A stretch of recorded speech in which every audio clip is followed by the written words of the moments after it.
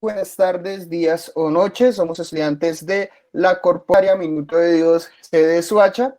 En este momento o en esta ocasión venimos a exponerles sobre el género discursivo. Mi nombre es Daniel Rojas y vengo con mi compañera Catherine Betancourt.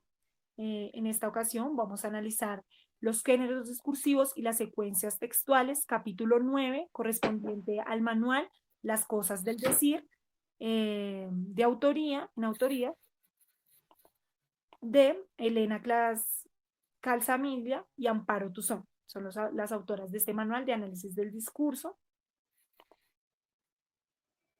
Bueno, vamos a empezar primero en desarrollar qué son los géneros discursivos. Son una agrupación de una serie de enunciados del lenguaje con ciertas similitudes.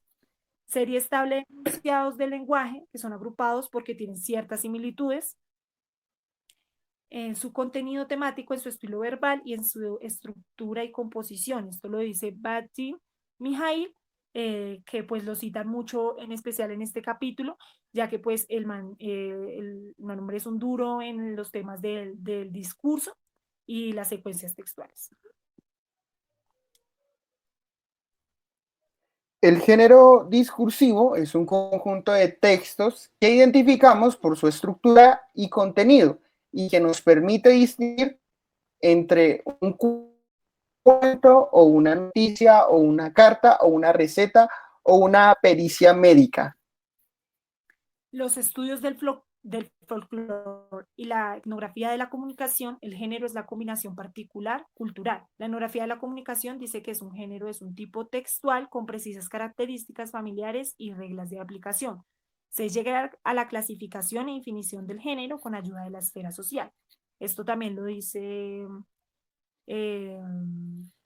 Van Mijail, cuando se refiere a que esa esfera social va ligada también a ciertos comportamientos culturales y de ahí también se designan los parámetros para la clasificación de los mismos géneros. Hay dos géneros discursivos o dos tipos de géneros discursivos, como lo son los simples, que se refiere a enunciados que emitimos cotidianamente de inmediatez y espontaneidad, como por ejemplo un diálogo con un conocido, con un amigo, con nuestros familiares. Son géneros o discursos que no preparamos, sino que dejamos fluir de inmediato. Como hay géneros discursivos complejos, que son usualmente planificados o que los planeamos con detalles y pues no son tan cotidianos. Entonces, por ejemplo, esta exposición, antes de que estuviéramos haciendo el gesto comunicativo, pues habíamos preparado ya el discurso. También un ejemplo sería un profesor dando clase, pues primero tiene que planificar su clase y todo lo que va a comunicar, eso sería también un género discursivo complejo. Listo, para las características del género discursivo está el tema de qué se habla, qué se va a hablar allí, cuál va a ser el tema central, la estructura, cómo está organizado, el tema de, digamos, de la estructura también se lo da el mismo estilo, el mismo, sí, la misma característica del mismo género. El estilo, qué recursos utiliza, qué recursos lingüísticos utiliza, el habla, en el caso de que es escrito, también qué marcadores textuales utilizan allí, cómo hacen referencia el autor para expresar el discurso, la función para que se hable, para quién se habla. Esto es muy importante, ya que cada vez que nos pensamos en hacernos un discurso, sea verbal o escrito, tenemos que pensar para quién es y cómo lo va a recibir, cómo va a recibir ese significado semántico, ese significado del receptor. Entonces, ¿cómo lo va a percibir el receptor? Pues a quien me estoy dirigiendo. Pero el tema de los discursos no solamente es un tema que se toca actualmente, sino que viene desde hace muchos, muchos años. Por ejemplo, uno de los más antiguos es el género poético lírico, que viene en tres formas: la forma primitiva, la forma clásica y las formas populares. Un ejemplo de las formas primitivas podría ser el himno, un himno.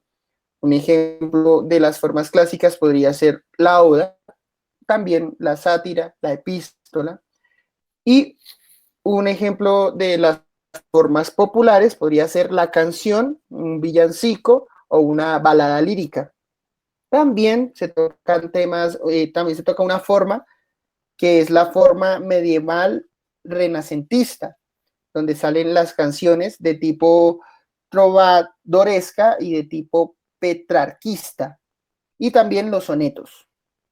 Claro que sí, y recordar que estos tres géneros principales también que nos exponen las autoras allí, citan también a Aristóteles, ya que pues Aristóteles es el primero en darles también estructura a estos géneros, por el tema pues de la retórica, la antigua Grecia, la polis, que era pues donde era muy importante este tema del discurso, ya que ellos consideraban que quien manejara el discurso se consideraba un hombre sabio y bueno, entonces era muy importante, por eso es que Aristóteles nos habla de la retórica. El tema de los géneros narrativos, que ahí podemos encontrar el verso, la prosa, también tiene mucho que ver con con los géneros eh, del himno también, el canto, que se refiere a lo lírico poético también. También acá está el cuento, acá también podemos encontrar la novela, que tienen ya como un significado un poco más amplio.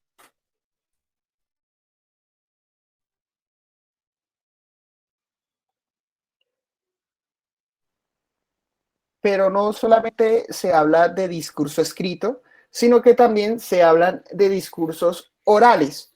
Por ejemplo, también podemos ver los géneros teatrales, que aunque tienen un discurso escrito en un trasfondo, se expone al público de manera oral.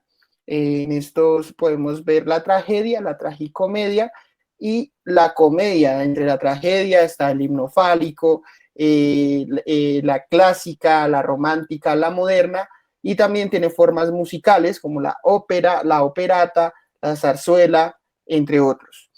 Entre la tragicomedia podemos encontrar el drama, el poético, el burgués, el rural, el épico, el religioso también. Y entre la comedia, que también es una forma efectiva de discurso, podemos encontrar la sátira, podemos encontrar la burlesca, podemos encontrar la farsa y el entremés, entre otros también. Listo. También como último está el género ensayístico, pues este también requiere de más complejidad, ya que su argumentación tiene que ser de mucho peso, lo que requiere una información semántica mucho más pesada, que es como la autobiografía, pues ahí entra también el tema del diálogo, ¿no? Cómo se lleva a cabo el diálogo, ya que cambia por el tema de su complejidad. Ahí entra también ejemplos como el ensayo, el artículo, artículos científicos y demás. Pero los géneros también tienen una forma muy importante. Entre, entre el estudio del discurso también se encuentran las secuencias textuales. Y las secuencias textuales es el texto como objeto complejo que tiene una dimensión enunciativa en función de la situación comunicativa. Responde a características genéricas vinculadas con prácticas discursivas históricas y socialmente determinadas. Todo texto pertenece a un género discursivo y en él predomina la secuencia textual. Entonces, una de las secuencias textuales sería... Esas secuencias textuales se dividen en las siguientes partes. La narración, relato de hechos, que podemos encontrar también lo que podría ser una crónica, el discurso hablado cuando nos estamos refiriendo a narrar o a hacer... está la descripción, selección de rasgos distintivos, está la instrucción, textos apelativos, dicen al receptor qué hacer, la argumentación, operación discursiva, conclusión o tesis. Esta debe tener también en su, así sea escrito o oral, una argumentación de peso. El diálogo, interacción lingüística. también hace referencia pues pues a un diálogo, a esos discursos no muy, bueno, sí, muy cotidianos, y el otro que ya sería una explicación o exposición razonada de un tema carácter informativo. Un ejemplo también podría ser este ejercicio que estamos contemplando, ya que pues estamos dando una explicación razonada de un tema con carácter informativo. Bueno, eso fue una breve síntesis del capítulo, géneros discursivos